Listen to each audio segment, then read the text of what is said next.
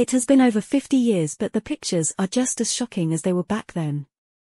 On the evening of May 8, 1972, an accident that could so easily have had deadly consequences happened at Chester Railway Station, then known as Chester General Station.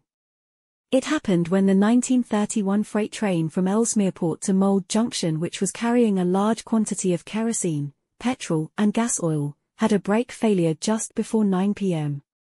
Luckily, the driver of the train had anticipated what was about to happen, and unable to do anything to stop it, he jumped out onto the platform at the last second with the train still moving, before it ploughed into an empty diesel multiple unit.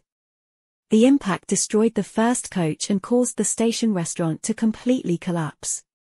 A huge explosion could be heard all over the city when the burst fuel tanks ignited, and suddenly, Chester Station was engulfed in flames.